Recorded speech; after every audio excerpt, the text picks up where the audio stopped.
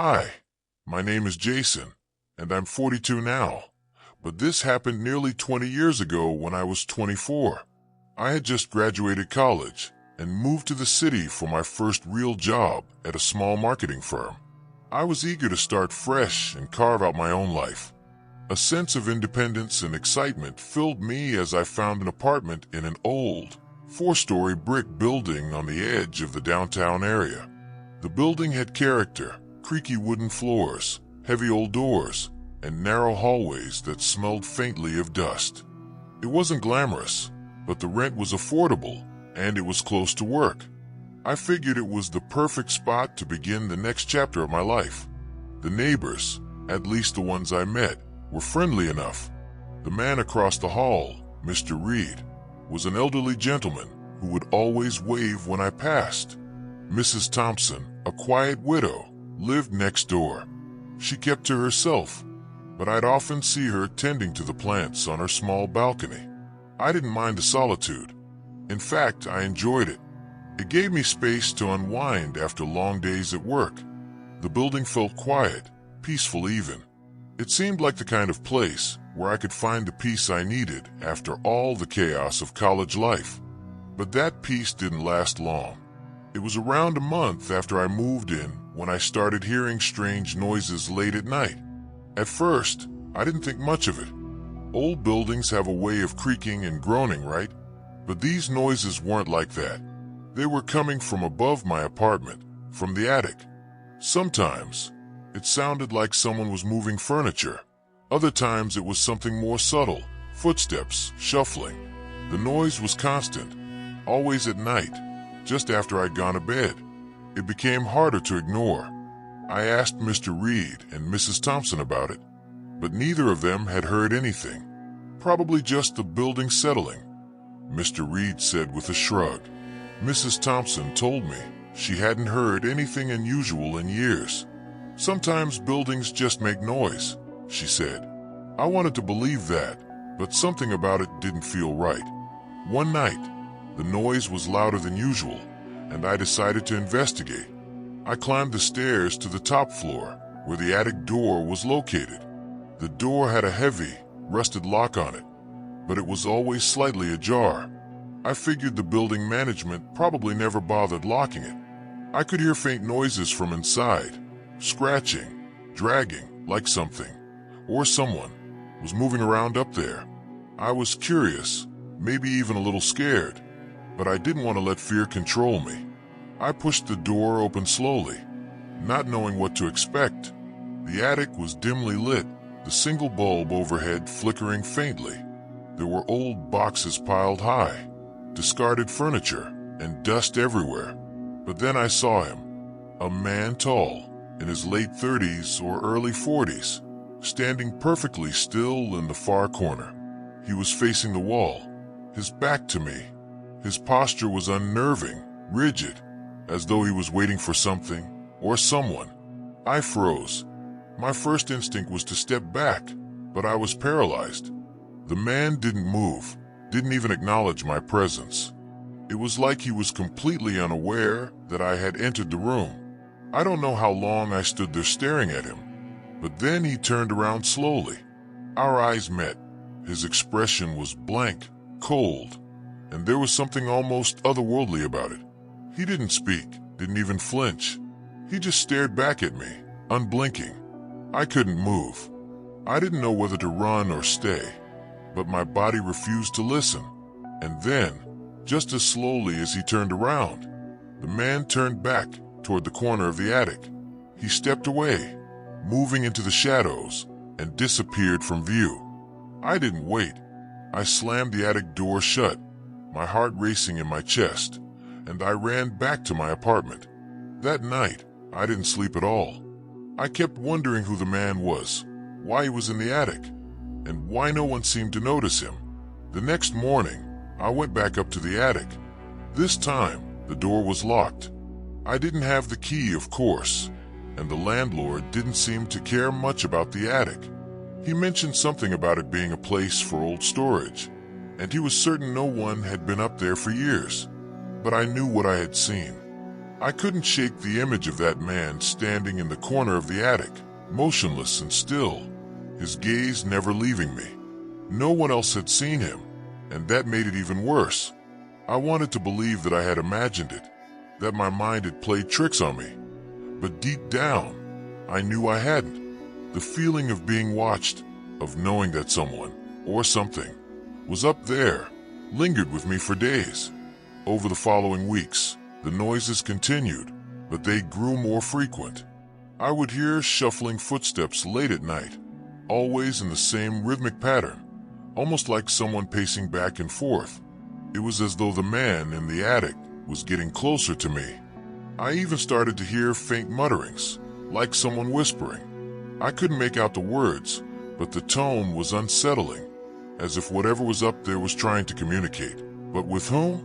I eventually found out that the building had a history, one that no one had bothered to mention. Several tenants had come and gone the years before I moved in, but there were rumors about the attic. Some people said it was haunted, while others spoke of strange, eerie sounds coming from up there long before I arrived. The building was old, and there had been many changes in ownership, but there were a few tenants who had lived there for decades.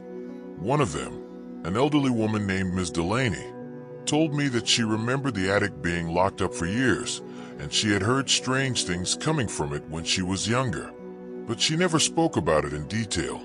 I didn't stay in that apartment much longer after my encounter with the man. I couldn't shake the feeling that something was terribly wrong. The idea of someone, or something, living in the attic, watching me, was too much.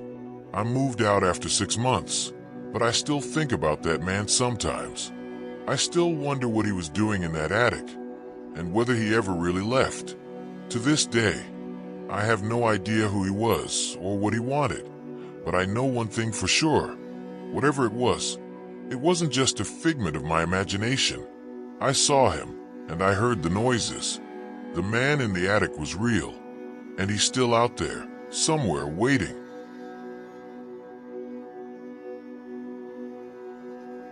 My name is Ethan, and I'm a 27-year-old guy who's lived in this quiet suburban neighborhood for the past few years. I've always considered myself an easygoing person, someone who enjoys the peacefulness of a place where nothing ever seems out of the ordinary. I work from home, and the most exciting part of my day usually revolves around walking my dog or grabbing coffee at the local cafe. My neighbors are friendly, and there's a sense of comfort in the predictability of our small town. That is, until Mr. Walters moved in. When Mr. Walters moved in last year, I thought nothing of it. He's a middle-aged man, quiet and to himself, keeping to his own business. He doesn't have many visitors, and whenever we do interact, it's just small talk, nothing remarkable. But recently, something's felt off. Over the past few months, I've started hearing odd noises coming from his basement late at night. At first, I brushed it off as him moving furniture or tinkering with something, but as time passed, the noises grew weirder. Now I hear muffled scratching, like nails against wood, followed by low thumps, almost like something heavy is being dragged across the floor. I told myself it was probably nothing, but it's been keeping me up at night. Then, last week, I was walking my dog when I noticed something that sent a chill down my spine. Mr. Walters' basement window, the one that's always tightly shut, was cracked open just a little. The weirdest part? I felt this strange urge to peek inside, like my body was telling me I had to. Maybe it was just my mind playing tricks on me, but I swear I saw something. No, someone move past the window. It wasn't Mr. Walters. It was something else, something that didn't belong. A shadow, quick and fleeting, and then the window was closed again. I couldn't move for a second, frozen in place before I snapped out of it and rushed home. I haven't been able to shake the feeling that something isn't right. I've tried talking to Mr. Walters a couple of times, but every time I approach him, he's either busy, rushing somewhere, or in a strange hurry to end the conversation. He's always polite, but there's an underlying tension that's been building in our interactions. It's almost like he's hiding something he doesn't want anyone to know. My mind keeps racing with possibilities. Maybe it's nothing and I'm just overthinking things, but the noises from his basement, the shadow I saw, and the way he avoids me now, I can't help but feel like I'm on the verge of uncovering something dark. I've tried to ignore it, to tell myself I'm just being paranoid, but the truth is, I don't know what to think anymore. Something feels off, and I can't shake the feeling that I need to find out what's really going on down there. I'm torn. Part of me wants to confront Mr. Walters, to demand answers, but another part of me is terrified of what I might find. What if I'm right? What if there's something terrible hidden in that basement? Or worse, what if I'm wrong and I've just imagined all of this? Should I mind my business or should I dig deeper, knowing full well that curiosity can sometimes be a dangerous thing? Whatever's going on in that basement is no longer just a mystery.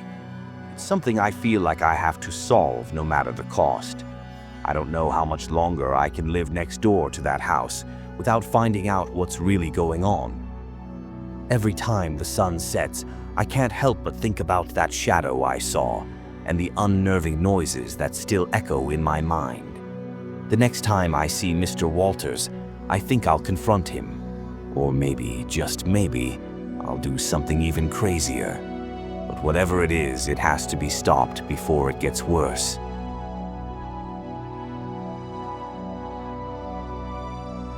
Hello, my name is Sophia, and I've lived in the same small town my entire life. I grew up in a quiet neighborhood where everyone knew each other, and life moved at a slow pace. It was the kind of place where doors were rarely locked, and the biggest drama was usually a neighbor's dog barking too loud at night. But all of that changed one summer evening in 2010, when a new family moved into the house at the end of our street. The house had been empty for years. The previous owners had moved out after a long stretch of living there, and for as long as I could remember, the place sat abandoned. I used to walk past it all the time, the overgrown front yard and the cracked windows creating a hauntingly eerie atmosphere. People often said that the house was bad luck, but I never gave much thought to the rumors. It was just an old house, a bit run down but nothing out of the ordinary. That was until the new family moved in. It was a hot August day when I first noticed the moving truck outside the house.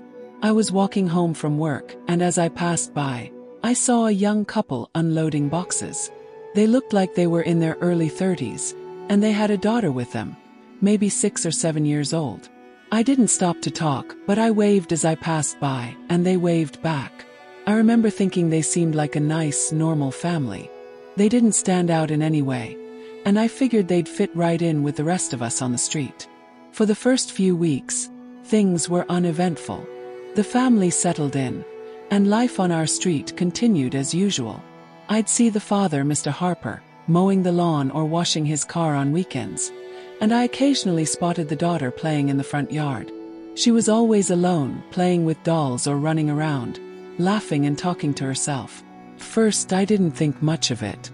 I figured she was just an imaginative kid, the kind that would entertain herself outside while her parents were busy. But then I started noticing something strange. It was around a month after they moved in when I first saw her standing in the window. I had been walking my dog in the evening like I usually did, when I passed by the house and looked up at the second-floor window. The light inside was dim, but I could just make out the silhouette of a little girl standing perfectly still, staring outside. Her face was pressed against the glass, and her eyes were wide open, unblinking. She didn't seem to be moving at all, just watching the street. I paused for a moment, unsure of what I was seeing.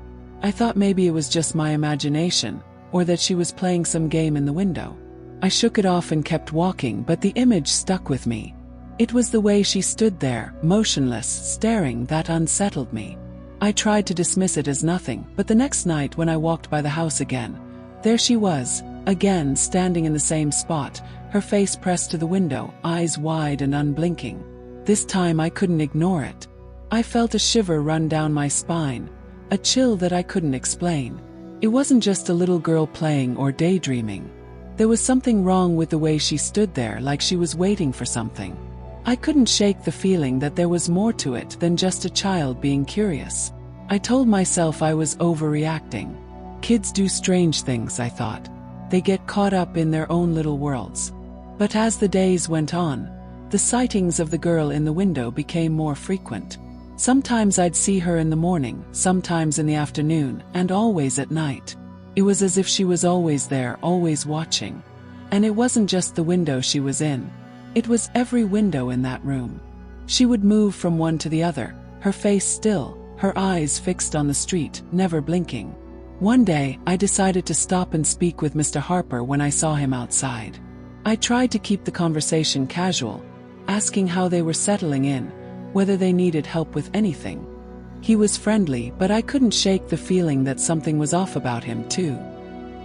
He seemed a bit distant, almost as if he wasn't entirely present. His answers were short and polite, but I noticed he didn't mention his daughter at all. I tried to bring up the fact that I'd seen her playing outside, but Mr. Harper seemed to gloss over it, telling me she was just a quiet kid who liked to play inside. That night, I saw her again in the window. Only this time she wasn't alone. The figure of a tall, dark silhouette stood behind her. It wasn't clear at first, but as I looked closer, I realized the shadow was a man, tall with broad shoulders. His face was obscured by the darkness, but I could see his shape in the dim light.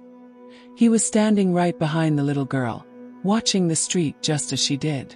There was a coldness to the way he stood there, like he didn't belong.